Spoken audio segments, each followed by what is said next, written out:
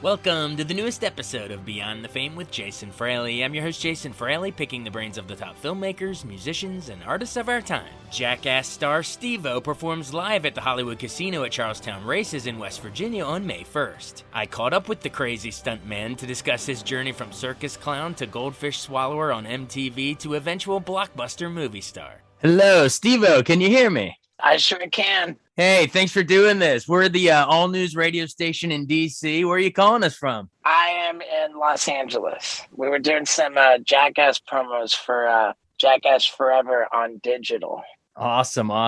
Well, we're talking because you're going to be coming to Hollywood Casino in Charlestown, West Virginia on May 1st. What do we got? Is this a straight-up stand-up show? Is there going to be like any video clips from Jackass or audience interaction or what we got? It's not video clips from Jackass. It's video clips that would never be allowed on Jackass. It's called the Bucket List Show, and I've been doing stand up for 12 years now, like really grinding on the comedy club circuit, and I got to a point where I graduated to theaters, and now I've made my stand up fully multimedia. So, the show's called The Bucket List, and it's about all these things that I never would have been allowed to do for Jackass that I did with no insurance, and a bunch of it was just straight, completely illegal. And it's so much fun. And the show represents a journey through this list. And after each bit in the show, I screen the footage of the bit being checked off the list. And I'm not kidding about like flagrantly illegal, man. I got a medical professional in disguise to administer stolen general anesthesia drugs into an IV in my arm while I was hauling ass on a bicycle. Oh my God. Yeah, I got another medical professional to get in disguise and put a 4-inch needle in my spine and inject a drug into my spinal cavity, which paralyzed me while I was in a full sprint. And it's so gnarly, man. There's another one where I'm butt naked in an airplane with another man strapped to my back, and I literally rubbed one out and blasted everywhere simultaneously as I'm falling out of the airplane. Like, I went so over the top for this show. It is so utterly ridiculous, and I love it so much, man. It's an exercise in all of my worlds converging, and dude, it's just so rad. Dude, where does this inspiration for these crazy ideas come from? Because you've done so many over the years, but like, do you just have this like need for speed, like wild, death-defying urge inside you to just keep up in the ante? I mean, yes, and in this case, the ideas like were I could call it the bottom of the barrel tour, really, because this was an exercise in knocking out ideas that I had been sitting on forever, but that were just really like too much to. I never thought that they would actually happen, and then I decided, hey, I'm deep enough in my 40s that I'm reaching a point where it's probably not going to work to do this stuff, or maybe it won't. So I wanted to hurry up and get it done. But some of the ideas I've had for decades, the skydiving one, like is I would say about 20 years old. One of the ideas is goes all the way back to 7th grade. I remember being 12 years old and I heard a joke. What's the definition of macho? It's a man who jogs home from his own vasectomy. And, and I always wanted to be macho. So I remembered that joke, and I literally grew up with the idea that a vasectomy was in my future and that I would do a whole lot more than just jog. And I called the idea the vasectomy Olympics. That's gold. Yeah, that one actually makes full-grown men faint in the audience. I swear, it's the weirdest thing, man. We average one guy per show. It doesn't happen everywhere we go, but it happens in more cities than not. And sometimes it's more than one guy. So generally, averaged out, we have like one guy per show passes out completely in his seat in the audience. There you go, listeners. You hear that? If you come out to this show, you might just pass out. That's the best publicity for it all. Yeah, it's so crazy. That's fantastic. Well, it sounds hilarious. Well, yeah, you mentioned the joke, the vasectomy joke you heard in 7th grade. I want to know a little bit about, your story growing up and everything. I guess you were born in London, right? But didn't you also you went to clown college with the Ringling Brothers and stuff too? Yeah. Yeah, I grew up in 5 different countries because my dad was a corporate executive for American multinational companies. And, I had a super privileged upbringing. I went to like really good schools and all that. And, I just wasn't destined to work a normal job. And I went to the University of Miami straight out of high school. And my plan was to be a creative advertising guy. I thought, I love the video camera and maybe I can make commercials, but I couldn't really make it to class was the problem. So I dropped out of the University of Miami. I decided I was going to become a famous, crazy stuntman. And that was in 1993. So there wasn't a lot of precedent for what I was trying to do. And I struggled. I was homeless for like 3 years after dropping out of the University of Miami in 93. And then it was 1997. I found out about clown college. And I thought if I could graduate from Ringling Brothers and Barnum and Bailey Clown College, then that would make me a trained circus professional. And as such, people would take me more seriously as a stuntman. And really, it was helpful. It helped me stop selling drugs for a living. And, I worked as a circus clown right up until the day that I started filming for the Jackass series. Well, how did that meet? How did you hook up with those guys? Like, I guess it's Jeff Tremaine, Spike Jones, and Johnny Knoxville, I guess, were sort of the Right. brainchilds behind it. But how did you actually meet up with them to do that initial MTV Jackass show in 2000?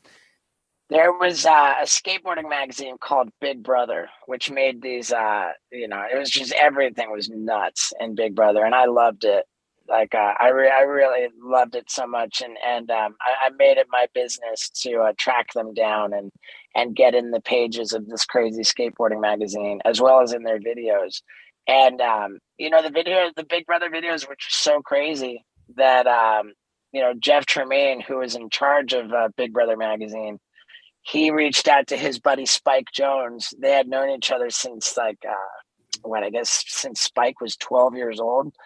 And he said to Spike that he thought, with the popularity of the Big Brother videos, he thought that if they would subtract the skateboarding, then what was left over could be a TV show. And they just put together a VHS tape of the Big Brother videos minus the skateboarding. They added in some CKY and took it to a bunch of places, and MTV went for it. Right, and CKY was bamming all those guys, and so yeah, it was like two skateboarding outfits kind of combined. Take away the skateboarding, and you're left with Jackass. Yeah. That's exactly what it was. Man, I'm of the perfect age. I mean, I grew up on all that stuff along with everybody else, and everybody wanted to emulate that stuff. Even though you slapped that, don't try this at home, but we all were. But tell me about the swallowing goldfish bit that was like the famous one from the TV one, and I always thought it was crazy that once you threw it back up, it was still moving. It was like still alive. Right. Well, what was rad about that was my very first thing I taped for the series after it got ordered. And that was within 30 minutes of me washing off my clown makeup for the last time in the circus. Wow. Yeah. It was you hit the ground running. Yeah. It was nuts, man. That was August of year 2000. And I was working at a flea market circus in South Florida, and they came to film me there. And, like I said, I washed off my clown makeup, pulled out of the parking lot, and my car broke down on the way coming out of the flea market. So we just pushed it off to the side of the road, and they sent a PA to the pet store to come back with a goldfish while we dealt with my car.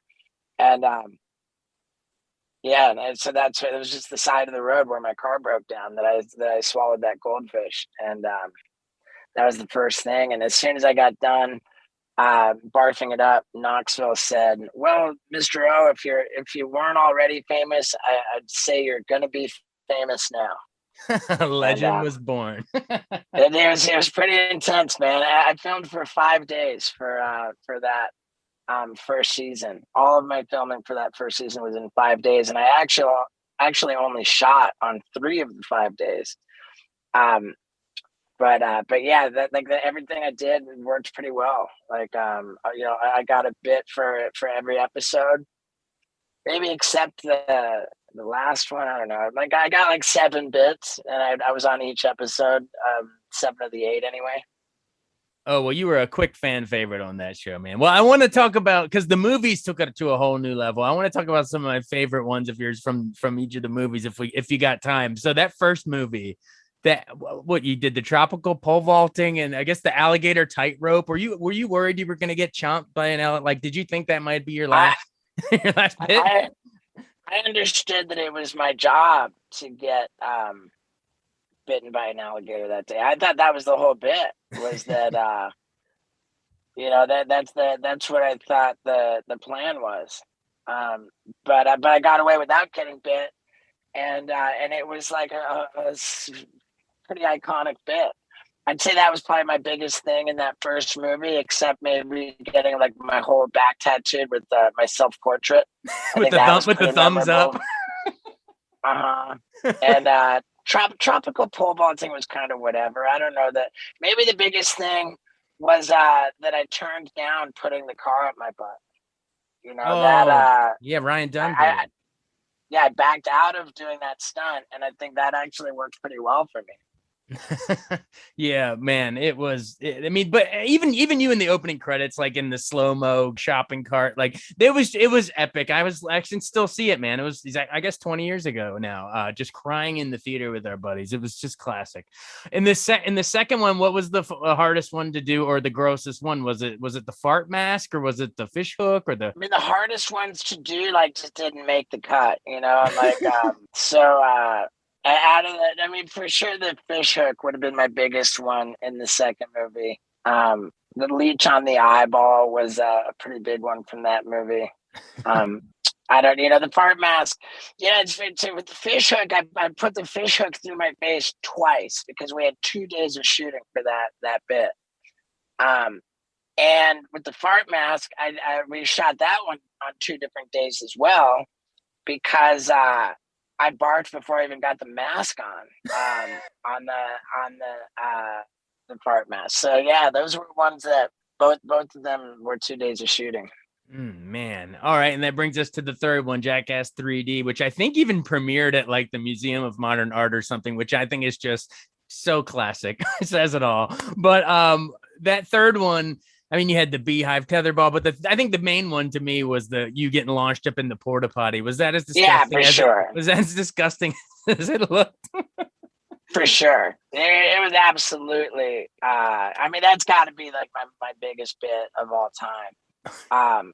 And what was crazy about that was that that OSHA, Occupational Safety and Hazard Association, I guess is what OSHA stands for. They have a strict rule against a lot of contact with human feces. So for that porta potty bit, they actually found a company which will sell as much dog poop as you want. It's just the most confounding thing. Plus, the name of the company was We Do Doo Doo. And they bought enough dog poop from We Do Doo Doo to fill up that porta potty, and it was absolutely every bit as disgusting as you would imagine. I remember after that, I would walk my dog all the time, and whenever I picked up the dog poop, I would just look at it and think, dude, I'm gnarly. Yeah, that was a heavy one. It was a brilliant concept. Well, congrats on the latest one, number 4. I mean, I know there was like little shoot offs in between, but this is the 4th main installment. Jackass Forever just came out a couple months ago. The marching band on the treadmill and the beehive on your junk. But I guess just in general, were you pleased that the audience and the appetite for Jackass was still there? Like, you know, it had been years since the last movie, and you know, you'd lost Ryan Dunn. For sure. You know, there was all the tragic stuff that had happened with some of the guys and everything. But were you happy that, you know, you guys could kind of get back together as almost like a reunion, and the audiences still come out in droves? Yeah, of course, man. I mean, especially like with the landscape of media having changed so much. Like, you know, and when even just 10 years ago, when Jackass 3D came out, I don't think most people had video playing on their cell phones then. You know, if they did, it was you know, really new. And you know, over the course of the last 10 years, there's just been so much fragmentation of media, so much distraction with cell phones and all the social media apps. And the fact that we were able to sort of rise above all of that noise, I think is a big deal. And, you know, with all of the critical praise, you know, in the past, Jackass was a thorn in the side of the critics. You know, they hated it so much, but it was successful. And then now, all of a sudden, all these years later, the critics are swooning over it, which we just think is hilarious. Oh, it just goes to show that you guys and us fans, we were right about it all along. You know, it just took that. There's people, there's the highbrow, lowbrow. It's what, who cares about that crap? It's all, you know, it's all subjective, but it's hilarious. That's what matters. Yeah, I'm stoked, man. Everything about it makes me happy. It's so great. You guys are like, you know, pop culture darlings. Speaking of which, I know before you've been generous with your time. Before we run, did you see the most current event? Did you see Knoxville and Party Boy and Wee Man on WrestleMania the other night? What was your take on their big victory? I was on tour in Tucson. They did that, but had I not been on tour, I would have done it. Yeah. Oh, that's hilarious. Well, cool. Well, in our final seconds, I think it'd be kind of fun if we could end with a rapid fire and thoughts on your co-stars there. Like I say Knoxville and you say something about him. I say Pontius and you say something about, like, it can be like one word answers if you got that. Knoxville's gnarly. Pontius, you know, I think it was Dick. Wee Man. He's a footage blocker. He went out of his way to not get pranked, and it cost him a lot of footage. How about Preston?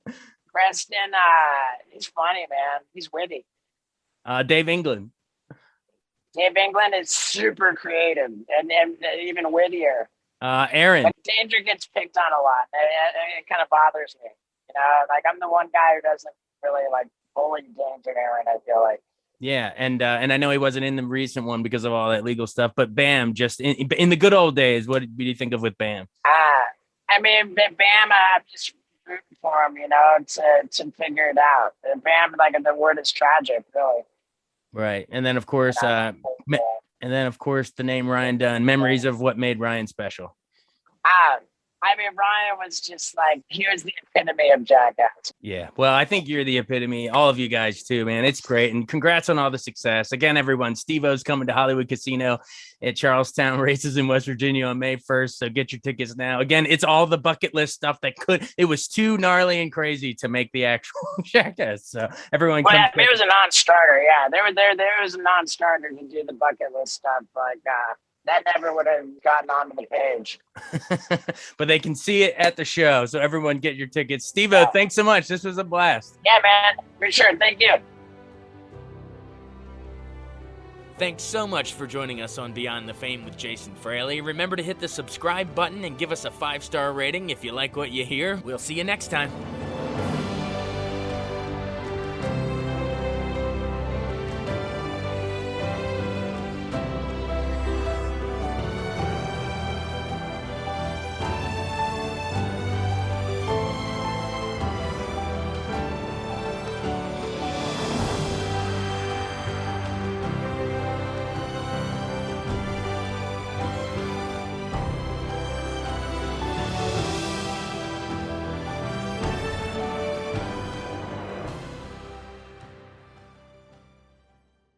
I wanted to take a second to tell you about an app I really enjoy. Living in the DC area is great, and Podcast DC gathers all of the local shows that I like all in one local app. Health, sports, local news, politics, and so much more. Podcast DC is the new local app with hundreds of DC area podcasts to choose from. I can earn exciting rewards just for listening and share the podcasts I love instantly. Available in the App Store or in Google Play, listen local with Podcast DC.